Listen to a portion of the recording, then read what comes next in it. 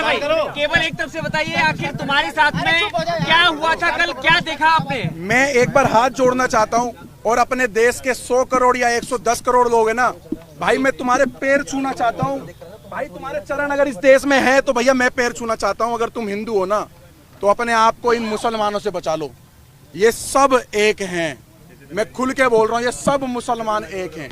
कोई मुसलमान बोले कि मैं ये हूं, मैं वो हूं, मैं इंसानियत नहीं। मेरे बच्चे को मौत के घाट उतार देते, मेरी गाड़ी रोकी गई, मेरी गाड़ी रोकी गई। 50-100 कम से कम मुसलमानों ने मेरी गाड़ी पे चुपड़ गए, पथराव करा, ब्लैंक गोलियां चला रहे हैं कट्टों से। हमने देखा जब कश्मीर फाइल मूवी देखी थी ना हमने, तो हमारा खून ना खोल गया था हमारा उस टाइम। लेकिन जब हमारे ऊपर भी थी ना, तो मुझे पता है मैंने उस नन्हे से 1.5 साल के बच्चे को कैसे बचाया है। मैं मर जाता, मेरा बच्चा मर जाता, या मेरी वाइफ मर जाती, अगर भगवान मेरा राम अगर मुझे बचा देता ना, तो मैं इस देश के संविधान, इस देश के कानून को साइड में कर देता। अगर मेरा बच्चा मर जाता, जहां पर इस देश का संविधान हमारे बच्चों को और हमारे परिवार को, सनातन को नहीं बचा सकता, जहां पर ये पुलिस आर्मी और हमारे देश को नहीं बचा सकती, आईपीसी धाराएं नहीं बचा सकती, जहां पर पुलिस वालों पे गोली चल रही है, जहां पे बड़ी बड़ी अधिकारियों को मेवात जैसे एरिया में डंपरों से कुचल दिया जाता है, तो वहां पर इतनी बड़ी यात्रा हो रही थी, 1 से 1.5 लाख व्यक्तियों की, सनातनियों की पूजा करने जा रहे थे, आराध्य करने, अपने आराध्य भोले शंकर जी की। तो वहां पर आर्मी कहां गई, आपकी पुलिस प्रोटेक्शन कहां गई? 500 पुलिस वालों से 1.5 लाख बंदों की सुरक्षा आप करवा रहे थे। 2 से 3 दिन पहले से उन्होंने चैलेंज कर रखा था, बरगली चौक पे जो आएगा मौत के घाट उतारेंगे। ऐसी वीडियो। बताइए, जो पत्थरबाज थे वो पसबंदा थे या अशरफ थे? वो सारे मुसलमान थे। आप पसबंदा नहीं होता जी भाई साहब। कब तब आप राजनीति करोगे? गुजर, जाट, बावन, दलितों को वहां पर ऐसा दौड़ा करके मारा जा रहा था। औरतों का मांग का संदूर देख करके पत्थर मारा जा रहा था औरतों के मुंह पे। हाथ पे कलावा देख के, हाथ पे तरसूल देख करके हाथ काटे जा रहे थे वहां पर। हमारी गाड़ियों पे बजरंग दल लिखा या कुछ लिखा हुआ, कोई झंडा लगा हुआ था, उसको टारगेट बना करके मारा जा रहा था। प्री प्लान था, पूरा प्री प्लान था, पूरा प्री प्लान। 30 तारीख को फरीदाबाद के अंदर, मैं कह रहा हूं 100 में से 90% मुसलमानों की दुकानें बंद थी, मीट की और बिरयानियों की, क्योंकि इनको इनके मौलाना द्वारा एक आदेश हो रखा था मुसलमानों को कि हिंदू जा रहे हैं मेवात, और आज ऐसी जगह पे जा रहे कि जहां पर हिंदू लाख हो जाएगा और 50,000 से ज्यादा हिंदुओं का मौत की घाट उतारा जाएगा। मैं आपको सच बता रहा हूं, मैं कोई आपको झूठ नहीं बता रहा। जब मेरी गाड़ी में आप गाड़ी में कितने लोग थे, किस तरीके से, कितने बजे की गाड़ी में हम 7, अचानक क्या हुआ वो बताइए। हम लोग 7 से 8 जने थे। जैसे ही हम लोग बरगली चौक वाले रोड पे जैसे ही हम लोग आगे की तरफ बढ़ते हैं, तो हमें दिखता है कि कुछ लोग बाइक के पास खड़े हैं, 6-7 बंदे बाइक ठीक कर रहे हैं। हमें थोड़ा सा शंका हुई कि 6-7 बंदे बाइक ठीक कर रहे हैं। आगे एक ऑटो, कम से कम 10-15 बंदे ऑटो ठीक करने में लग रहे हैं। एक ट्रक, एक डंपर के आगे उन्होंने बाइक को लिटा रखा और ट्रक वाले की गरवान पकड़ रखी है। सब एक प्री प्लान था कि एक हवा बना रहा था कि भाई लगे किसी को कि हम लोग ये हादसे में खड़े हुए, लेकिन वो हादसे में नहीं थे। वो पूरा एक फ्रेम बना करके घेरने की इंतजार करते, जितने अंदर जा रहे हैं जाने दो। उसके बाद एक एक की लाश वहां से निकलती, और हिंदुस्तान के अंदर ऐसा हो गया कि जैसे आज से कम 20-30 साल, 25 साल, 50 साल पहले अमरनाथ की यात्रा में होता होगा या हुआ है, या जैसे कश्मीर के अंदर हुआ है, जैसे कलकत्ता में हुआ है, कर्नाटक में हुआ है, केरल में हुआ है। आज हमें पर जब बीती तो हमें लगा कि सच में ये सब मुसलमान एक जैसे हैं। आज मुसलमानों को रोडों पे उतरना चाहिए। आज मुसलमान रोडों पे उतरे जो गंगा जमुना तहजीब की बात कर रहे हैं। आज मैं कह रहा हूं अपने मुसलमानों से, देश के मुसलमानों से जो कहते हैं हम इस देश के नागरिक है, पहली बात तो तुम इस देश के किराएदार हो, मैं बोलूंगा, क्योंकि मेरे बच्चे पे बात आ गई थी। मेरे बच्चे की ना ये मौत के घाट, मेरी औरत से ये बोला गया चलो जल्दी उतरो, 7-8 जनों से ये बोला गया चलो उतरो नीचे गाड़ी से। लेकिन मैंने अपने एक्सीलेटर को पैर पे डाल करके और एक्सीलेटर का पे पंजा दबाया और अपनी गाड़ी को आगे बढ़ाया। 70 से ज्यादा गिरफ्तारी हो चुकी है, क्या लग रहा है? 70 से ज्यादा लोग थे, लाखों आदमी इसके अंदर इन्वॉल्व है, लाखों आदमी। और मैं खट्टर साहब का, मैं बीजेपी का विरोध नहीं कर रहा, मैं कांग्रेस का विरोध नहीं कर रहा, मैं किसी पार्टी का विरोध नहीं कर रहा हूँ। मैं साफ खट्टर साहब का विरोध करना चाह रहा हूँ आपके चैनल के माध्यम से। खट्टर नहीं, मेरी बात सुन लो पत्रकार साहब। खट्टर साहब का एक बयान आया है कि हमने आधे घंटे या 1 घंटे के अंदर पुलिस भेज दी, सारा का सारा फेलियर और झूठ बात है। 3 घंटे तक उस मंदिर पे भी नहीं पहुंची थी, मंदिर के अंदर भी गोलियां चली। लेकर निकले, कहाँ गए? बरगली चौक। अपने आप को, अपने बच्चे को, अपनी पत्नी को, जो लोग थे उनको बस भागते रहे। जहां पर हिम्मत टूटी वहां पेट्रोल पंप दिखा, पेट्रोल पंप में गाड़ी घुसेड़ दी। मैं उन अंकल जी का एहसान जिंदगी भर नहीं भूलूंगा। मेरे को और मेरे परिवार को, और उन्होंने मेरे पीछे बैठे हुए व्यक्ति को, जो किसी के बच्चे थे, किसी माँ के लाल थे, उनकी माँ की आंखों की टकटकियाँ लगी हुई थी, मेवात में मेरे बच्चे गए और वहाँ पर हमला हो रहा है, उन अंकल का धन्यवाद करना चाहूँगा। अंकल ने बोला डरो मत, गाड़ी यहाँ लगाओ, किसी माई के लाल में दम नहीं है जो इस पेट्रोल पंप की सीमा पार कर जाए। पेट्रोल पंप पे आए और रेकी कर रहे थे बाइक और कार से पेट्रोल पंप के सामने कि हाँ यहाँ ये लड़ फंसे हुए हैं ये सारे के सारे, और हमने भगवा, यही कपड़ा चेंज नहीं हुआ मेरा कल से, यही कपड़ा है मेरे पास, यही। इसको देख के टारगेट कर रहे थे कि अगर वो सारे का 200-250 की संख्या में आ जाते तो हमें पेट्रोल पंप पे ही मार देते, तो पेट्रोल पंप पे भी आग लगा देते। वो इस चीज को अंजाम देने वाले थे। पत्थर फेंकने वालों में महिलाएं भी शामिल थी क्या? पत्थर फेंकने वालों में महिलाओं का मेरे को नहीं पता, मैं झूठ बिल्कुल नहीं बोलूंगा। मैंने अपनी नहीं जी, किसी ने भी देखी हो, मैं तथ्यों पे बोल रहा, झूठ नहीं बोलूंगा। सारे के सारे 15 से 16 साल के बच्चे थे वहां पर, 15 से 16 साल के बच्चे थे, बूढ़े थे, पत्थर पकड़ा रहे थे बच्चों के हाथ में, फेंको इनके ऊपर। भारत के अंदर ये हाल कर दिया। अगर पुलिस और कानून और प्रशासन अगर हमारी रक्षा सुरक्षा नहीं कर सकता ना, तो हम स्वयं करेंगे, आप पीछे हट जाओ। वो 15 मिनट की धमकी देते थे, मैं कह रहा हूँ 5 मिनट का मैं कह रहा हूँ, तुम पीछे हट जाओ 5 मिनट के लिए। हम अपने देश में ही बता देंगे, इस भारत के अंदर ही बता देंगे हम अपने धर्म की कैसे रक्षा कर सकते हैं। इतना कायर बुजदिल समझ रखा है तुम लोगों ने हिंदुओं को, इतना कायर बुजदिल। और सारे पत्रकारों से हाथ जोड़ के निवेदन कर रहा हूँ, सच दिखाना, झूठ मत दिखाना। ये दलाल पत्रकार, सोशल मीडिया के बड़े बड़े चैनल वाले ये बता रहे कि हमारे से क्या सुनी हो गई। हमारी सारी पद यात्रा गाड़ियों पे थी, और गाड़ियों पे 50 और 60 गाड़ी स्पीड, 50 और 60 की स्पीड में गाड़ियां चल रही है रोडों पे, हाईवे पर। भाई साहब 50-60 की स्पीड में क्या सुनी हो रही है? अरे नलाई को पढ़ाई भी करिए किसी स्कूल में, केजी, एलकेजी, यूकेजी, पहली, दूसरी, 10वीं, 12वीं, बीए कुछ कर रखी है। अनपढ़ो, इस देश के लोगों को बेवकूफ बना रहे हो तुम लोग। क्या सुनी हो रही है? पथराव कर रहे, गोलियां चला रहे, पुलिस पे गोलियां चला रहे, पुलिस को दंगा करके मारे, पुलिस की गाड़ियां चला रहे, थानों में आग लगा दिए। जहां पर पुलिस प्रशासन सेफ नहीं है, तो वहां पर पहले से हमें बताओ कि हम देश के कानून आपकी रक्षा नहीं कर सकते। मेरी गाड़ी पे गोली नहीं चली, मेरी गाड़ी के सामने से बिल्कुल गोली गई है, हवा में गोली फायर करी उन्होंने कट्टों से।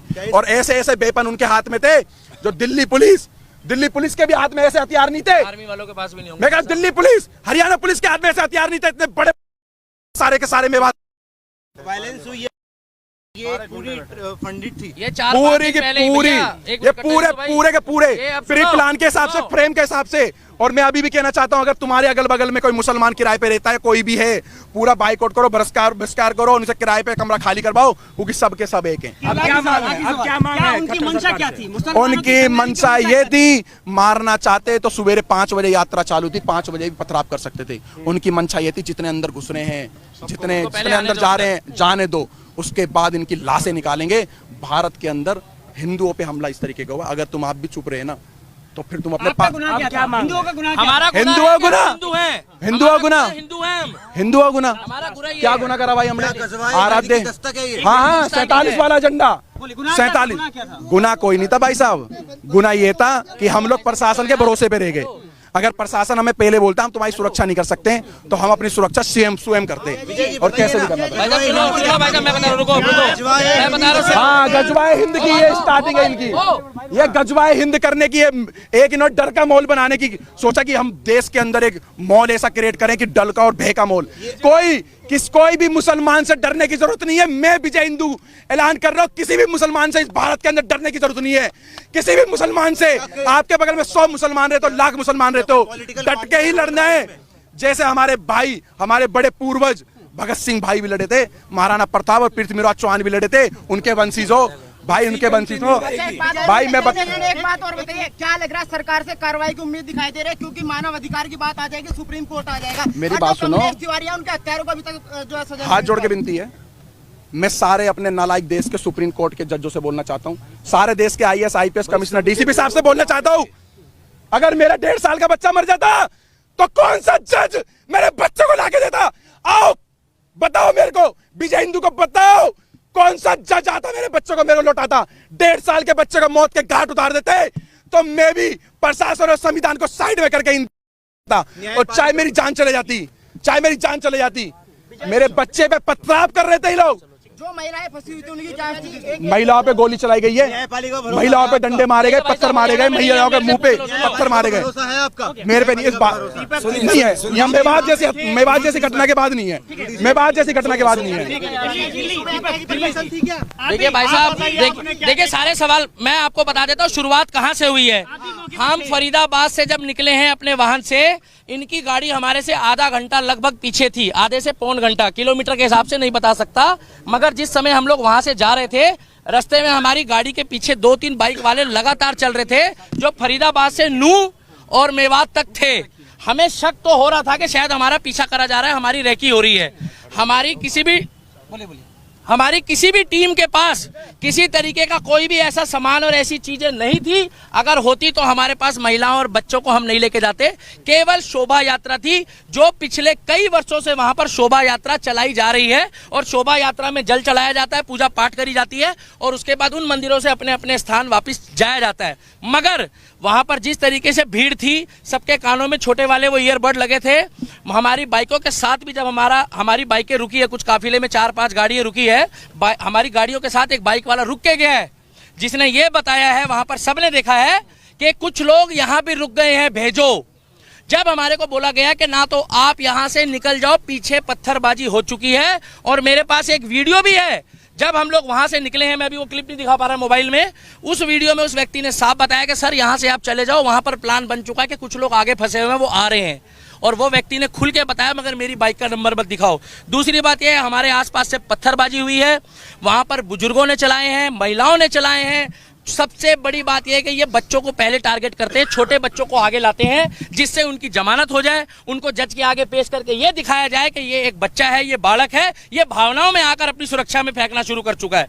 4 दिन पहले से वहां पर पोस्ट चल रही थी कि इनको मेवात की धरती में पैर रख के दिखाओ, हम तुम्हारे बाप के नौकर नहीं है। मेवात को ये दिखाना चाहते हैं, कहते हैं हिंदुस्तानियों तुम वापस जाओ, मेवात हमारा है। हिंदुस्तान, मेरे को क्या पता पत्रकार कहाँ से आए, आपको पता कहाँ से आए पत्थर? आप बताइए। मुझे क्या पता कहाँ से आए, कैसे इसी पत्रकारिता के चक्कर में जो है ना मजाक बनाए हुए, एक बार रुक जाओ भाई साहब, इसी पत्रकारिता के चक्कर में पत्थर उनकी छत पे थे, तो मुझे क्या पता किसका लेंटर तोड़ के लेकर आए वो। 4थी मंजिल से पत्थर कहां जाएंगे, कौन एक ईंट उठा के 4थी मंजिल में जा रहा है? बाइक का शोरूम लूटा जा रहा है, हिंदुओं की दुकानों को टारगेट किया जा रहा है, और केवल वहां पर जब दिख रहे हैं मुसलमान, एक जगह कहा जाता है मुस्कुराइए आप लखनऊ में हैं, और एक जगह कहा जाता है बच के रहिए आप मेवात की नगरी में हो। ये फर्क देखा जा रहा है। पूरी तरह से फेलियर था, बिल्कुल फेलियर था। अगर अनिल विज की वहां पर 700 पुलिस थी, 700 पुलिस उन्होंने बताया है, उनके हाथ में हथियार थे जो सरकारी होते हैं संवैधानिक तौर पे, वो सारे बेकार थे, बोकस थे, कहीं कोई लाठी चार्ज नहीं हुआ, वो मूक दर्शक थे। आपके पास वीडियो क्लिप है, आप देखिए। और अगर ये लोग वहां डटकर खड़े नहीं रहते, हिंदू ये वहां लड़ने नहीं गए थे, ये पूजा पाठ करने गए थे, जितने हमारे सनातनी भाई हैं इनका बहुत बुरा हाल होता। और मैं आपको गारंटी दे रहा हूं, जो सरकारी आंकड़े अभी आ रहे हैं वो सरकारी आंकड़े ठीक नहीं है। अच्छा, घटना का सारा ठीकरा मोनू मानेसर पर फोड़ा जा रहा है। वो तो बोलने को तो मोनू मानेसर पे ठीकरा कश्मीर का भी फोड़ दो, फिर अगर मोनू मानेसर ने करा है तो पश्चिम बंगाल में भी फोड़ो, हरियाणा में भी फोड़ो, उत्तर प्रदेश में भी फोड़ो, और आपका क्या नाम है जो मणिपुर में घटना हुई उसके लिए भी बोल दो। मोनू मानेसर का उस घटना से क्या लेना था? ना मोनू मानेसर हमारे साथ था, और ना हमारा सनातनी होने के नाते उस समय कोई मतलब था। हमारा मतलब केवल इतना था कि एक शोभा यात्रा थी, जिस तरीके से मुहर्रम में सारे मुस्लिम एक होकर, जब यहाँ पर इन्होंने खुद नागलोई में दंगा करा, वहां कौन मोनू मानेसर था? वहां कौन सी आरएसएस की साजिश थी? वहां किसने बोला कि मोनू मानेसर का नाम लिया गया? अरे वो तो आपस में ही भिड़ गए। और भाई साहब, कलाम की सोच वाले हिंदुस्तान में मुस्लिम घट गए हैं, कसाब की सोच वाले बढ़ गए हैं। लिख के ले लो, 2024 में अगर मैं अभी भी कह रहा हूं कि बीजेपी को वोट मत दो, केवल उस व्यक्ति को वोट दो जो हमारे धर्म के लिए, क्या कर रहे हो भाई, जो हमारे धर्म के लिए बात करे, जो हमारे धर्म के लिए बात करे, जो सनातन धर्म के लिए बात करे। आज उत्तर प्रदेश में हिंदू की बेटी हो, मुसलमान की हो, सिख की हो, ईसाई की हो, 3 दिन पहले मुझे खुशी हुई कि अगर वहां पर कांवड़ यात्रा के दौरान भी कांवड़ियों ने कुछ उपद्रव मचाया तो योगी मॉडल ने वहां पर उनके ऊपर भी कार्रवाई करी है। विकास दुबे कौन जाति का था? वो एक धर्म सनातनी था, हम लोगों ने कोई विरोध नहीं करा। मगर दुनिया जानती है, जब अतीक अहमद मारा गया, अतीक अहमद के साथ जो कांड हुआ, हमें नहीं मालूम किसने करा, तब इन्होंने क्या बोला कि वो शहीद हो गया है। तब इन्होंने क्या बोला कि भैया वो हमारा बंदा था। इन्होंने तुरंत सपोर्ट करी। और मैं अब भी कहता हूं, अगर जुनैद के जो भी हत्यारे हैं, जुनैद और नासीन के जो भी हत्यारे हैं, उनको फांसी हो, चाहे वो हिंदू हो, मुस्लिम हो, सिख हो, ईसाई हो, क्योंकि ये खुद बोलते हैं अपराधी का कोई धर्म नहीं होता। तो हम भी कह रहे हैं अपराधी का कोई धर्म नहीं होता। अगर वो राजस्थान पुलिस ने मोनू मानेसर को क्लीन चिट दे दी, तो मोनू मानेसर की जो क्लीन चिट देने वाली सरकार है वो तो राजस्थान की कांग्रेस की है। हमारी मांग एक ही है, 2024 में मुझे नहीं लगता कि बीजेपी की सरकार वहां पर खट्टर सरकार आएगी अगर वहां पर बुलडोजर नहीं चला योगी बाबा वाला कि इधर गड़बड़ हुई, इधर ना तारीख ना सुनवाई, वही फैसला। हमें चाहिए योगी मॉडल, हमें चाहिए बुलडोजर मॉडल और हमें चाहिए योगी बाबा वाला प्रोटोकॉल। और हरियाणा करवाना चाहते हैं। मेवात कौन बोल रहा खाली करने? उत्तर प्रदेश खाली हो गया पत्रकार महोदय। उत्तर एक मिनट रुकिए, एक मिनट मेरे को बोलने दो। उत्तर प्रदेश खाली हो गया। कौन मुसलमान परेशान है उत्तर प्रदेश में? कितने मुसलमान भागे वहां से? भाई साहब पत्रकार हो, अपने मुंह से जवाब दो, कितने भागे वहां से?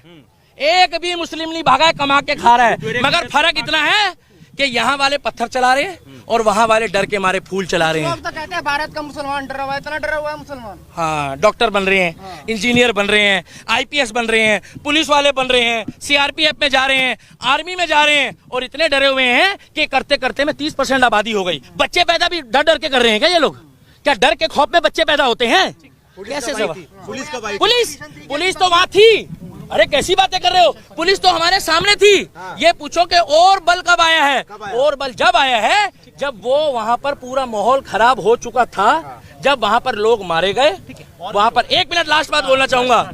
2024 में हरियाणा वालों हाथ जोड़कर सुन लो, सभी एडिटर को कह रहा हूं, डॉक्टर, इंजीनियर, प्रोफेसर, आईओ, जज साहब, जो मेवात में हुआ है वो मेवात फाइल बनने की तैयारी कर दी थी इन लोगों ने, उसमें कुछ छोटी मोटी खामियां रह गई।